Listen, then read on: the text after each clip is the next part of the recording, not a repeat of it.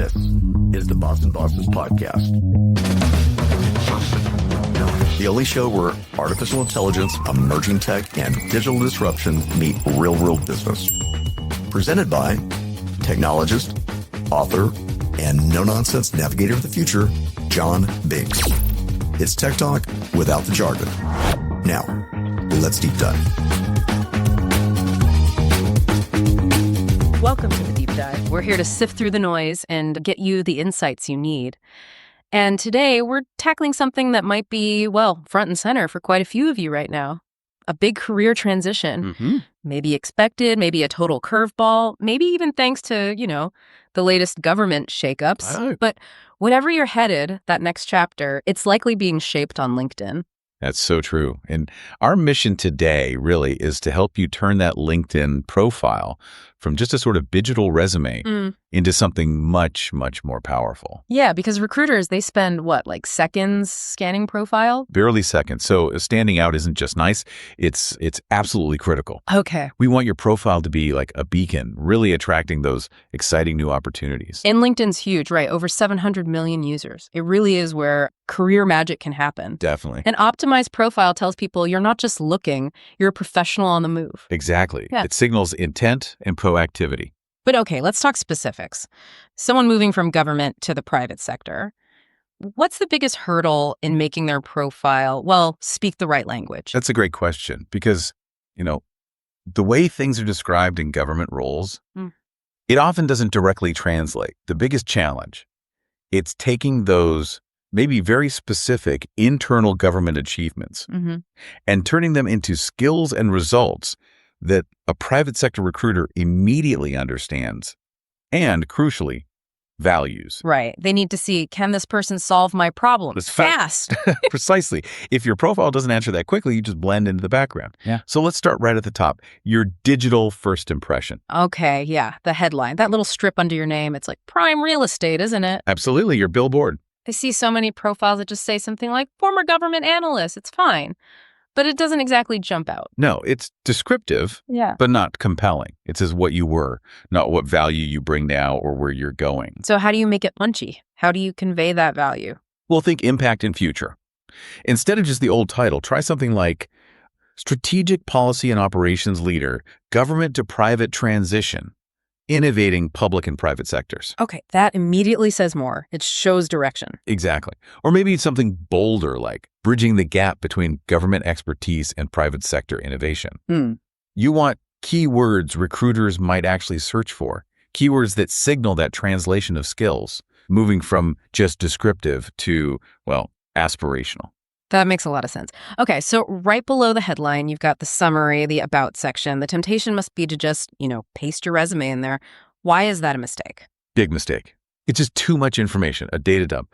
Recruiters won't read paragraphs of dense text. Yes. This is your narrative, your personal pitch. You need a hook right at the start. What drives you? What kinds of problems do you excel at solving? And then highlight the transferable skills. Yes. Things like project management, strategic planning, budgeting, compliance. These are gold in almost any industry. And crucially, you've got to quantify.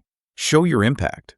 Don't just say you managed programs. Say how well you manage them. Exactly. Managed large-scale programs resulting in X% efficiency gain.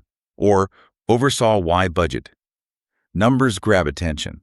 The sources gave a really good example for this part. Something like, with over a decade shaping federal policy, I bring a strategic approach. My expertise in policy execution, stakeholder collaboration, translates seamlessly. Yeah, that's a strong structure. It hits the experience, the core skills, the transition focus. And it ends with a call to action. Let's connect. I'd love to discuss how I can bring this expertise to your team. Makes it active. Absolutely. That's a great template for bridging that gap.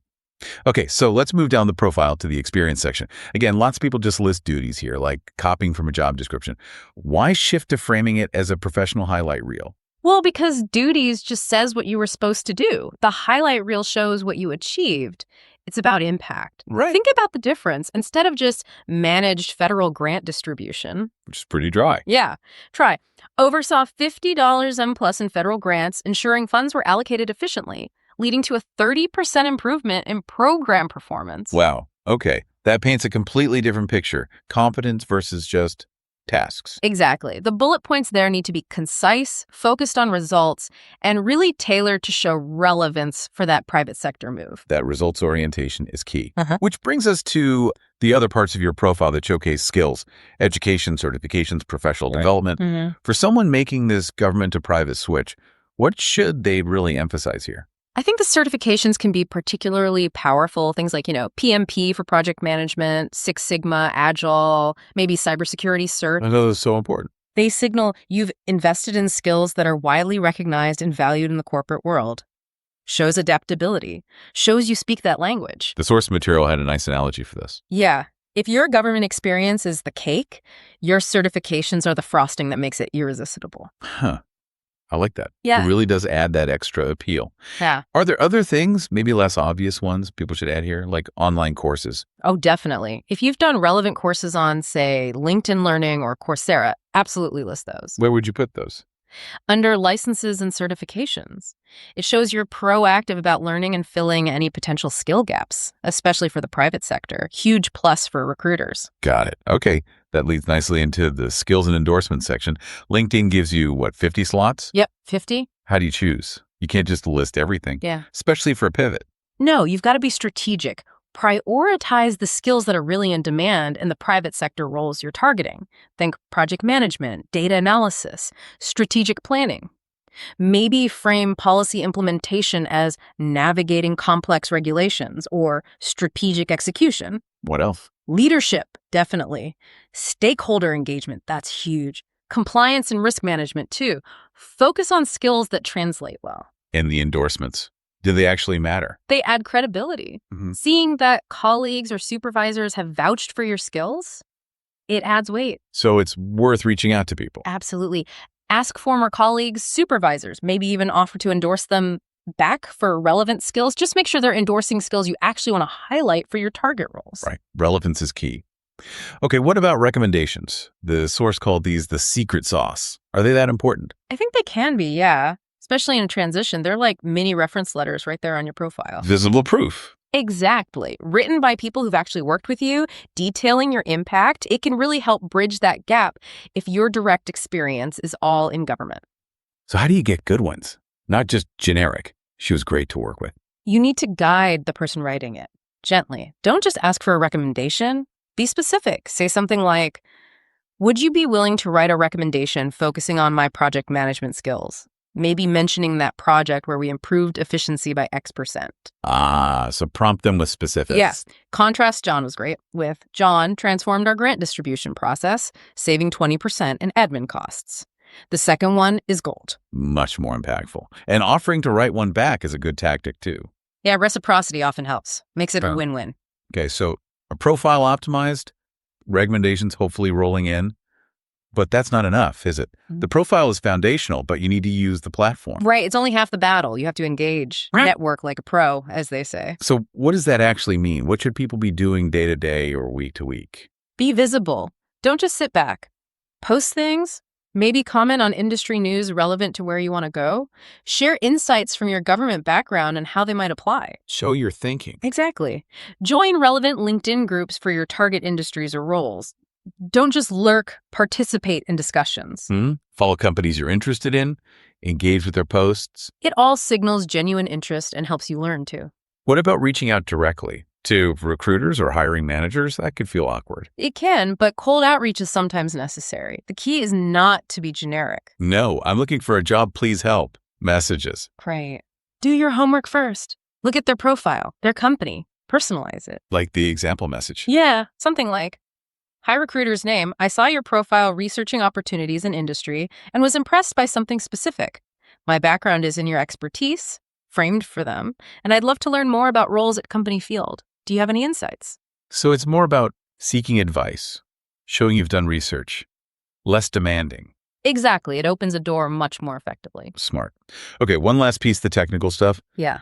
LinkedIn settings, making sure you're actually findable. Crucial. If recruiters can't find you or see your profile properly, all this work is wasted. So what are the non-negotiables? First, make sure your open to work setting is on. Yeah. Customize it for the roles and locations you want. Okay. Second, customize your LinkedIn URL. Get rid of the random numbers. Make it clean, like linkedin.com/your name. Looks way more professional when you share it. Good tip. And third, check your profile visibility. Make sure it's set to public so recruiters outside your network can actually see your full profile.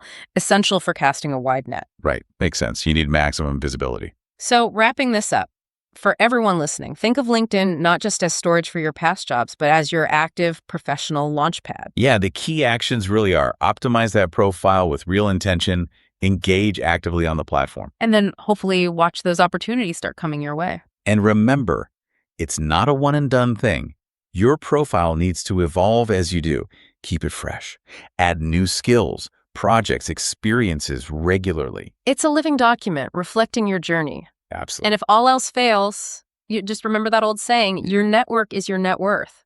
Invest in it, build it, nurture it, and use LinkedIn as the incredibly powerful tool it is. It's about shaping your professional story. Well said. You've absolutely got this.